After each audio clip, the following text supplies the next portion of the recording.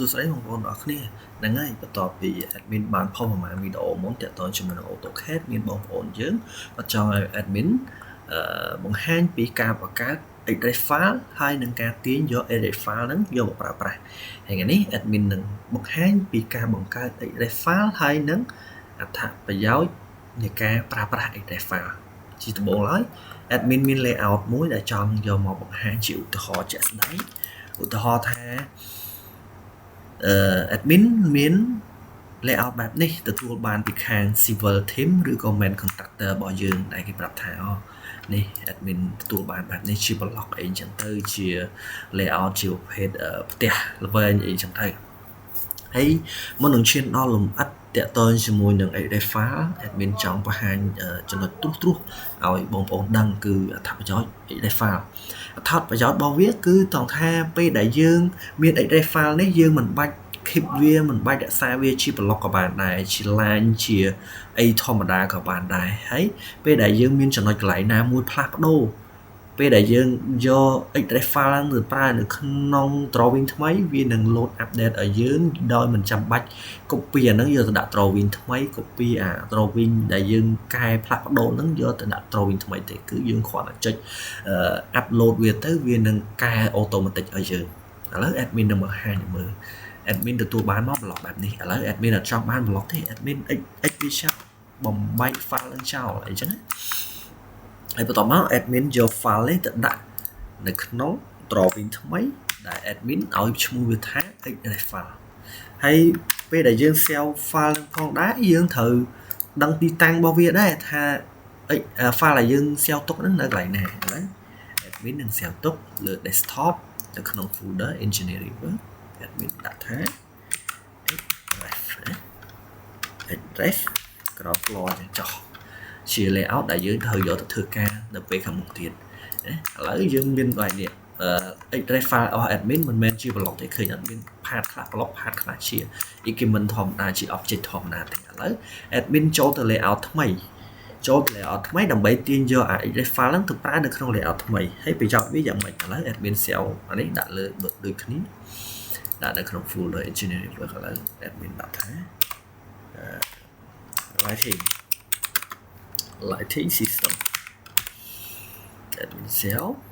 បន្ទាប់មក admin ចង់យក file នេះ file Express នៅក្នុង Express នេះយកមកប្រើនៅក្នុង system lighting របស់យើងហើយ admin ចុច Express មកដើម្បីទាញយក file Express មកប្រើចុចអីដែរតោះវា load ផ្ទាំងបែបនេះនៅ display នៅក្នុង AutoCAD របស់យើង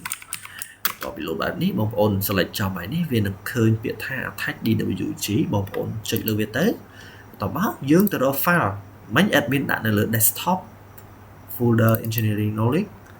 Express file ឈ្មោះវាឥឡូវយើងចុចទៅចុចតាម admin បង្ហាញនេះមកតែចំណាំកន្លែងនេះកន្លែង reference file នេះបងប្អូនត្រូវដាក់ថា attachment ប្រភេទ file នេះយើងដាក់ reference នេះ attachment អត់មែន overlay ទេចុច OK បាន file មកបាត់ទេឥឡូវឧទាហរណ៍ថា admin ទទួលបានអាហ្នឹងនៅក្នុងថ្ងៃទី1អីចឹងទៅហើយស្រាប់តែមួយសប្តាហ៍ក្រោយគេខាង architect ឬក៏ខាងសំណង់គេមានការផ្លាស់ប្ដូរអីចឹងឥឡូវឧទាហរណ៍ថាចេះឥឡូវ admin នេះទទួលបានហើយ admin ចុច save មួយចាំមានន័យថាយើងបានទាញយក file Express ពី file នេះយកមកហើយឃើញអត់យកមកហើយអត់ពេលចឹងយើងឧទាហរណ៍ថាឥឡូវមួយរយៈក្រោយមក admin ទទួលបាន file នេះថ្ងៃទី1ស្រាប់តែដល់ពេល2សប្តាហ៍ក្រោយថ្ងៃទី10ជាងគេថាកន្លែងនេះអត់ត្រូវមានអាតុកបាយតុកអីហ្នឹងទេគេលុបអានឹងចោលគេលុបអានឹងចោលវា save គេឲ្យ file យើងមកស្រាប់ហើយយើងប្រើ file Express ឬក៏យើងយកមកយើងមានការផ្លាស់ប្ដូរនៅក្នុង Express file យើងកែអីចឹងទៅយើងយកប្លង់គេមក compare គ្នានៅក្នុង Express file យើងដឹងថាកែឡើយនេះកែឡើយនោះយើងគ្រាន់តែកែនៅលើប្លង់ Express ហ្នឹងទៅយើងចូល comment យើងចូល comment យើងចូលអា drawing ដែលយើងយកអា file Express ហ្នឹងយកទៅប្រើយើងគ្រាន់តែថែពាក្យ Express មកវានឹង load ពាក្យថាឃើញទេបងប្អូនឃើញ load សញ្ញាកន្លែងនេះមានន័យថាមានការ update ហើយអញ្ចឹងមានន័យថា Express យើងមានការផ្លាស់ប្ដូរហើយអញ្ចឹង admin បងប្អូនគ្រាន់តែចុចពាក្យ Express ហ្នឹងមកឃើញពាក្យ like នេះ right click លើវាចុចពាក្យថា reload អូខេបន្ទាប់មកវានឹងដាក់ថា compare Express compare មានន័យថាការផ្លាស់ប្ដូរយើងគ្រាន់តែចុចនេះមក បាត់ហើយគេមានន័យថាកន្លែងនេះគឺបាត់ហើយមានការផ្លាស់ប្ដូរពីខាង architect ឬក៏ខាង civil ចឹងមកអញ្ចឹងមានន័យថាវាមានភាពងាយស្រួលមានន័យថាបើសិនជា layout នេះមានការផ្លាស់ប្ដូរយើងអត់ចាំបាច់មកដូរនៅក្នុង block យើង layout ដាក់ system យើងគួរញ៉ៃញ៉ៃយើងគ្រាន់តែដូរនៅក្នុងនេះហើយយើងមក reload file address នៅក្នុងនេះបើបងប្អូនមានចង្អល់អីបន្ថែមទាក់ទងជាមួយនឹង AutoCAD បងប្អូនអាចតម្លាក់ comment បងប្អូននៅក្នុង YouTube ឬក៏ Facebook channel Facebook page របស់ admin នឹងធ្វើវីដេអូរកពេលវេលាធ្វើវីដេអូដើម្បីបង្ហាញពីចម្ងល់របស់បងប្អូនបាទអរគុណច្រើនជួបគ្នាវីដេអូក្រោយ